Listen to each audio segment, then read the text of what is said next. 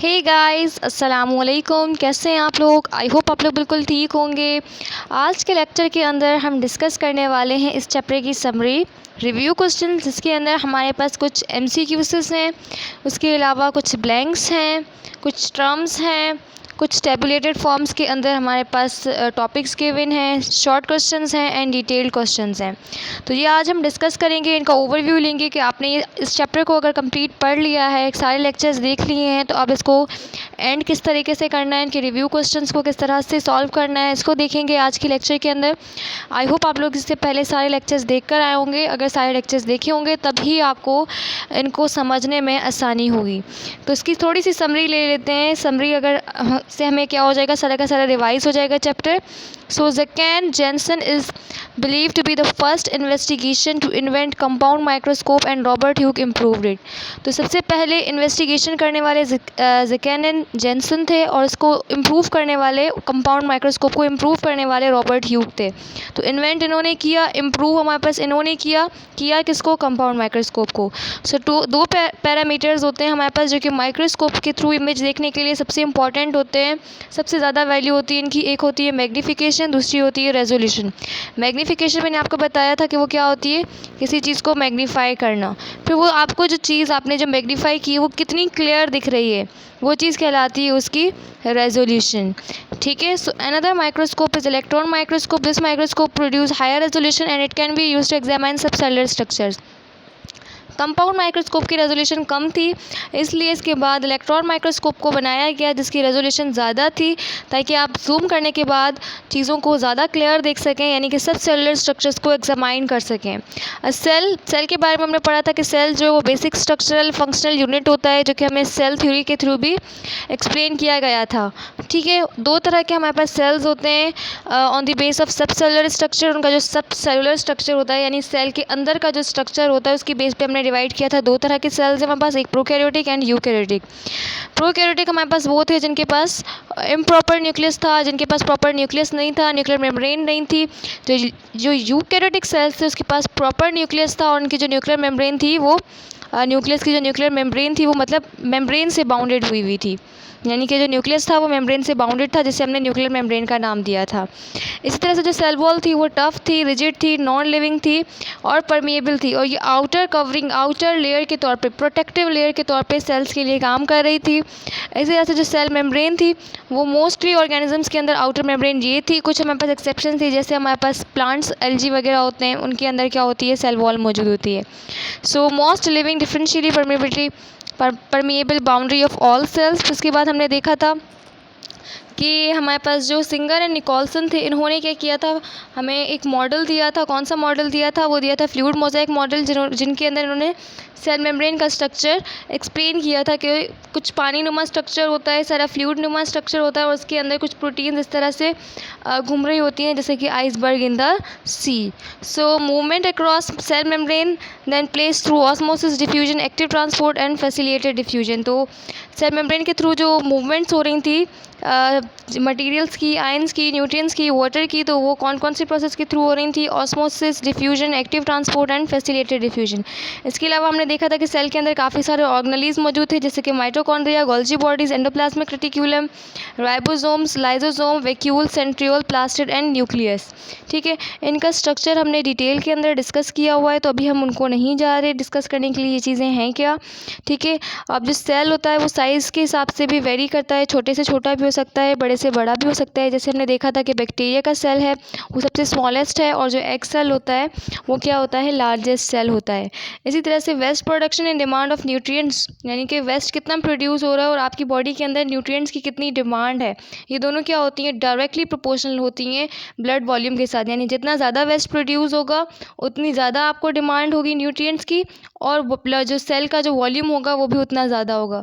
जितनी कम आपकी वेस्ट की प्रोडक्शन होगी उतनी कम आपकी न्यूट्रिएंट की रिक्वायरमेंट होगी और उतना ही छोटा आपके सेल का वॉल्यूम होगा। सो टिश्यूज़ क्या होते हैं हमारे पास, जब सेम हमारे पास सिमिलर सेल्स मिलते हैं स्ट्रक्चर की बेस पर, उनको हम कहते हैं कि वो क्या हैं, टिश्यूज़ हैं। और प्लांट्स को हमने दो तरह के टिश्यूज़ के अंदर डिवाइड किया था, एक मेरिस्टेमेटिक टिश्यूज़ थे और परमानेंट टिश्यूज़ थे, और इनको भी फर्दर हमने डिवाइड किया हुआ था। अब देख लेते हैं what is responsible for the high resolution of the electron microscope.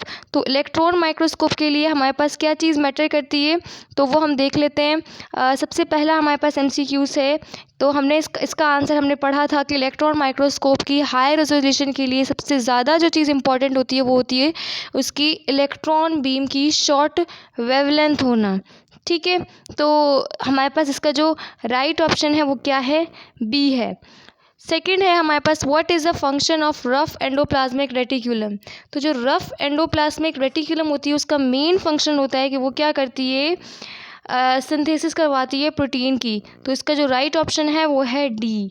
ठीक है, उसके बाद है हमारे पास which statement about the fluid mosaic model is true.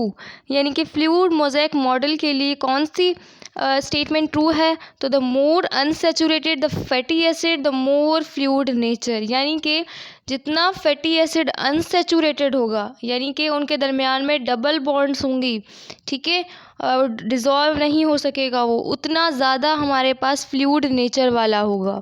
तो ये हमने देखा था कि फ्लूइड ज़्यादा होता है हमारे पास। ठीक है, तो इसका जो राइट ऑप्शन है वो हमारे पास क्या है, बी है 3 का। फिर है 4 which process allows movement in and out of the cell. तो कौन सा हमारे पास प्रोसेस है इनमें से जो कि मूवमेंट करवा रहा होता है किसी न किसी मटेरियल की, वो आयन हो सकता है, वो कोई सा पार्टिकल हो सकता है।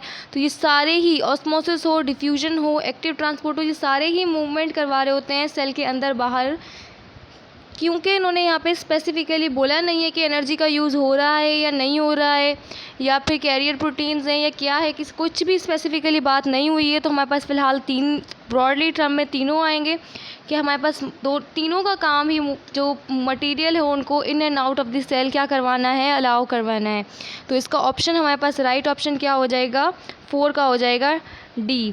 फिर 5 है हमारे पास कि सारे के सारे नीचे जो पोस्टुलेट्स दिए हुए हैं वो सेल थ्योरी के लिए सही हैं, ठीक है, उसके हक में है एक के अलावा। तो हमने देखा था कि new cell is derived from pre existing cell. ऐसा था कि नया सेल बनता है पहले वाले सेल से ही बनता है, उसकी डिवीजन होती है, फंडामेंटल यूनिट है, बेसिक यूनिट है। All living organism are made up of एक या एक से ज़्यादा सेल, या यूनिसेलर होंगे या मल्टी सेलर होंगे। लेकिन cell does not contain the heredity material, ऐसा कोई पॉइंट हमने सेल थ्योरी के अंदर नहीं पढ़ा है। तो इसका जो राइट ऑप्शन होगा वो क्या होगा, सी होगा। फिर 6 पे आ जाते हैं, secondary cell wall. Secondary wall यानी कि जो सेल वॉल की जो सेकेंडरी वॉल होती है वो किससे बनी हुई होती है, तो वो बनी हुई होती है हमारे पास 6 का होगा हमारे पास सी, सेलुलोज एंड लिग्निन। ये दोनों पार्टिकल्स, ये दोनों मटेरियल्स इनकी सेल वॉल के अंदर डिपॉजिट हुए हुए होते हैं। इसी तरह से अब यहाँ पे हमने ऑड 1 सेलेक्ट करना है, यानी कि इसमें से 3 जो होंगे वो एक ही कैटेगरी के होंगे, एक जो होगा वो दूसरी कैटेगरी का होगा, जिसको हमने सेलेक्ट करना है। तो diffusion, osmosis and facilitated diffusion, ये तीनों ही पैसिव ट्रांसपोर्ट की टाइप हैं। लेकिन जो एक्टिव ट्रांसपोर्ट है वो हमारे पास यहाँ पे ऑड 1 है, तो इसका राइट ऑप्शन हो जाएगा ए। ठीक है, इसका था सी। उसके बाद है trace the correct pathway of protein produce from protein factory. So direct rough endoplasmic reticulum ribosome नहीं बना के दे रही होती, तो ए ऑप्शन गलत हो जाएगा। डी ऑप्शन कह रहा है कि राइबोसोम्स बनते हैं वो रफ एंडोप्लाज्मिक रेटिकुलम में जाते हैं, फिर गोल्जी बॉडी, फिर लाइसोसोम बनता है। तो ये हमारे पास बिल्कुल सही सीक्वेंस है, तो इसका ऑप्शन हो जाएगा बी। हमने ये देखा भी था कि किस तरह से वेसिकल्स ट्रांसफ़र हो रहे हैं, किस तरह से राइबोसोम्स बन रहे हैं, फिर किस तरह से वो एंडोप्लाज्मिक रेटिकुलम के रफ एंडोप्लाज्मिक रेटिकुलम वाले पार्ट के पास जा रहे हैं, फिर गोल्जी बॉडी के पास पैकिंग के लिए जा रहे हैं, डिस्ट्रीब्यूशन के लिए जा रहे हैं, उसके अंदर कुछ मॉडिफिकेशन आ रही है और फिर वो लाइसोसोम उसके आगे बन रहा है। ठीक है, तो इसका राइट ऑप्शन यही है। तो डायरेक्ट गोल्जी बॉडी नहीं बन सकता, डायरेक्ट रफ एंडोप्लाज्मिक रेटिकुलम से स्टार्ट नहीं हो सकते। 9 है cell organelles found in animal cell and help intracellular digestion. अब इंट्रासेलुलर डाइजेशन के लिए हमारे पास लाइसोसोम होता है। मैंने आपको तब भी बताया था कि इंट्रासेलुलर डाइजेशन यानी कि इनके अंदर ऑटोफेजी का प्रोसेस हो रहा होता है, यानी कि वो सेल्फ डाइजेशन कर लेता है। तो हमने ये लाइसोसोम के अंदर डिस्कस भी किया था। फिर लास्ट वन है हमारे पास कि सिलेक्ट द मिसमैच। इसमें से मिसमैच हमने सेलेक्ट करना है। तो प्लास्टिड का काम यही होता है कि केमिकल्स की स्टोरेज करवाना है। सेंट्रियोल हमारे पास सेल डिवीजन में हेल्प आउट कर रहा होता है। उसके बाद जो माइटोकॉन्ड्रिया होता है वो एटीपी की सिंथेसिस करवा रहा होता है, लेकिन जो राइबोसोम्स होते हैं वो स्टेरॉइड्स को प्रोड्यूस नहीं कर रहे होते हैं, क्योंकि स्टेरॉइड्स लिपिड के बने हुए होते हैं और राइबोसोम्स का काम क्या होता है, सिंथेसिस ऑफ प्रोटीन बना रहे होते हैं। तो इसका जो राइट ऑप्शन हो जाएगा वो क्या हो जाएगा, सी हो जाएगा। अब ब्लैंक्स है हमारे पास 10 ब्लैंक्स हैं, इनको मैं एक दफ़ा रीड करती हूँ और आपने इनको फिल करते जाना है। पहले खुद से सोचना है कि इनका आंसर क्या होगा, बाकी मैं अपने हिसाब से आपको करवा देती हूँ इनको solve. Microscope are instrument, microscope हमारे पास ऐसा इंस्ट्रूमेंट है जिसको डिज़ाइन किया जाता है कि जितनी भी विजुअल इमेज है उनको मैग्नीफाई किया जा सके। तो आपकी ब्लैंक में आएगा मैग्नीफाइड, MAGNIFIED, सही है। सेकेंड है हमारे पास resolution of a microscope is defined as the smallest distance between. Resolution क्या होती है, छोटा से छोटा जो भी डिस्टेंस होता है हमारे दो पॉइंट्स के दरमियान में, कि वो कितना क्लियर शो हो रहे हैं, तो वही चीज़ हमारे पास रेजोल्यूशन होती है। तो बिटवीन 2 पॉइंट्स, ठीक है, TWO2। थर्ड है magnification of light microscope is formed by using mixture of power of eyepiece and magnification हमारे पास किसी भी लाइट माइक्रोस्कोप की या फिर किसी भी माइक्रोस्कोप की कैसे शो हो रही होती है कि जितना हमारे पास पावर है आईपीस का और ऑब्जेक्टिव लेंस का, तो OBJECTIVE, ठीक है। 4 है हमारे पास कि electron has a much shorter wavelength than visible light, यानी कि जो इलेक्ट्रॉन माइक्रोस्कोप होगा उसकी शॉर्टर वेवलेंथ होगी with respect to light microscope, and this allows electron microscope to produce. इसकी वजह से हमारे पास जो इलेक्ट्रॉन माइक्रोस्कोप होता है वो क्या प्रोड्यूस करता है, हाई रेजोल्यूशन इमेजेस प्रोड्यूस करता है। तो HIGH हाई, फिर रेजोल्यूशन लिखना है आपने RESOLUTION, ठीक है। फिफ्थ है हमारे पास कि in plants the cell wall is compose of mainly of strong fibres of dash. अब सेल वॉल ब्रॉडली किस पे कंसिस्ट होती है, ज़्यादा से ज़्यादा वो सेलुलोज पे कंसिस्ट होते हैं। लिग्निन भी उसके सेकेंडरी वॉल के अंदर होता है, लेकिन जो मेन चीज़ है वो सेल वॉल को बनाने वाली वो सेलुलोज है। तो CELLULOSE,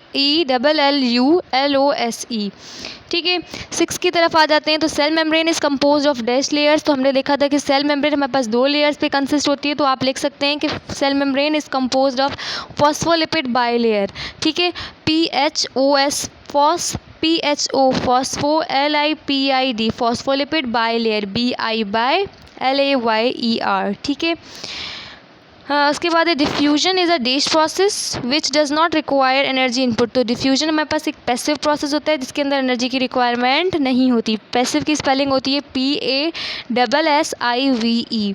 फिर है plant cells lose water and cytoplasm shrinks in a process called. Plant cell जब पानी लूज कर देता है तो उसका साइटोप्लाज्म श्रिंक हो जाता है। श्रिंक होने वाले प्रोसेस को हम कहते हैं प्लाज्मोलाइसिस, ठीक है। तो प्लाज्मोलाइसिस हमारे पास क्या है, जब साइटोप्लाज्म श्रिंक हो जाएगा, प्लांट सेल वाटर को लॉस कर देगा, तो प्लाज्मोलाइसिस की स्पेलिंग है PLASMOLYSIS, प्लाज्मोलाइसिस। 9 है special type of movement of specific substance through carrier protein. अब स्पेशल तरह की एक मूवमेंट हो रही होती है जिसके अंदर कैरियर प्रोटीन्स रिक्वायर्ड होती हैं। तो कैरियर प्रोटीन्स हमारे पास किस में रिक्वायर्ड होती हैं, आई गेस फैसिलिटेटेड डिफ्यूजन के अंदर हमने पढ़ा था। मैं यहाँ पे पेज नंबर सेलेक्ट करके देख लेती हूँ एक दफ़ा, ताकि आप लोगों का मैं सही ही पढ़ाऊँ। तो कैरियर प्रोटीन्स देख लें आप लोग, यहाँ पे आपको शो होगा कैरियर प्रोटीन्स हमारे पास फैसिलिटेटेड डिफ्यूजन में हो रहे होते हैं।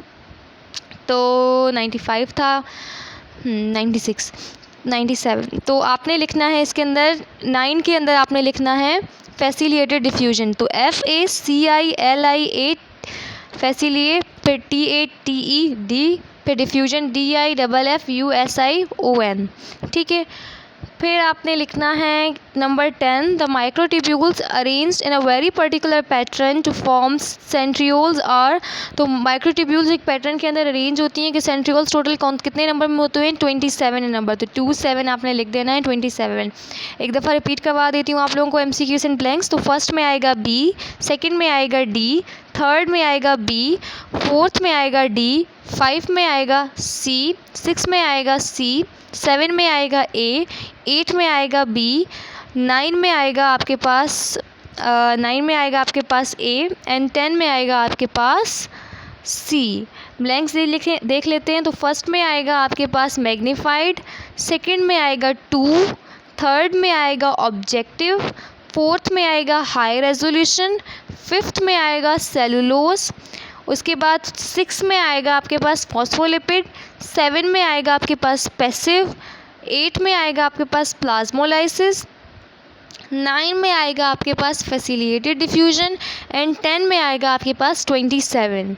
अब टर्म्स का थोड़ा सा आपको मैं इन सारे टॉपिक्स का समझा देती हूँ, बाकी लिखना तो आपने खुद ही है, थोड़ा सा आपको गाइड कर देती हूँ कि क्या क्या करना है।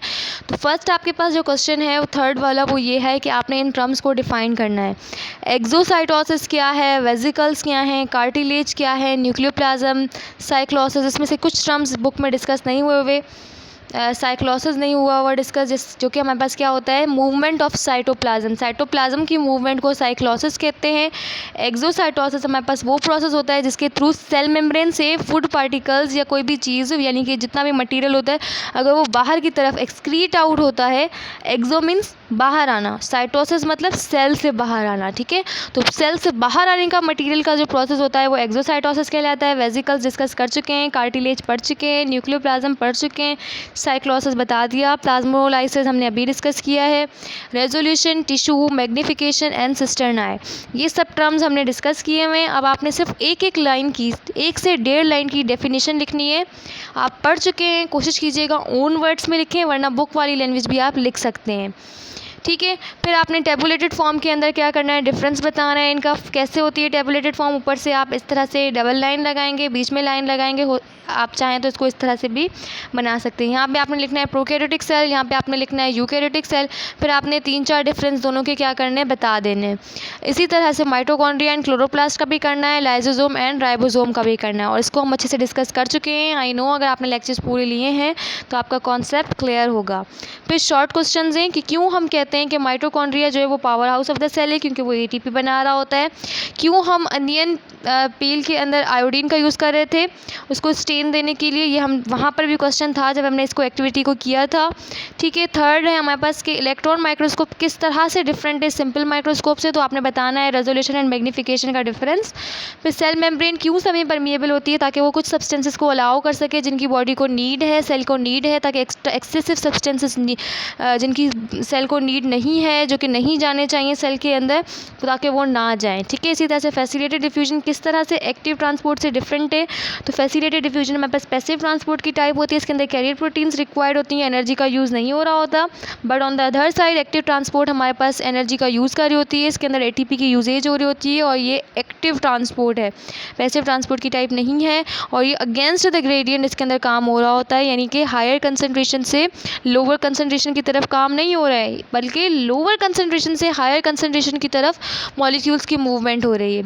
इसी तरह से नंबर 6 है कि why cell is considered as the structural and functional unit of living organisms, क्योंकि हमने देखा है रिसर्च के थ्रू, हमने देखा है कि हर जितना भी लिविंग ऑर्गेनिजम्स होते हैं उनका जो बेसिक यूनिट होता है, उनका फंक्शन बनाने वाला, उनका स्ट्रक्चर परफॉर्म कर इनका स्ट्रक्चर बनाने वाला, इनका फंक्शन परफॉर्म करवाने वाला हमारे पास जो मेन चीज़ होती है वो हमारे पास सेल ही होता है, क्योंकि सेल के अंदर वो सारी खसूसियात हैं कि वो उसका स्ट्रक्चर बना रही हैं किसी बॉडी का, या फिर फंक्शन परफॉर्म करवा रही हैं। इसीलिए ही हमने वायरस को जो है वो किसी कैटेगरी के अंदर येट नहीं रखा है। फिर है हमारे पास डिटेल्ड क्वेश्चन है कुछ, इसके अंदर आपने डायग्राम्स की हेल्प से कुछ बताना है, जैसे describe the structure and function of nucleus, तो न्यूक्लियस का क्या फंक्शन है, क्या इसका हमने स्ट्रक्चर पढ़ा है, आपने डायग्राम की हेल्प से क्या करना है, इसको बताना है। तो वो लेक्चर हमने पढ़ा है, हम बता सकते हैं, I know you guys can do it. So what is microscope, आपको पता है माइक्रोस्कोप क्या होता है, अभी भी समरी के अंदर डिस्कस हुआ है, इसकी टाइप्स आपने बता देनी कि कौन कौन सी तरह की टाइप्स हैं हमारे पास माइक्रोस्कोप्स की।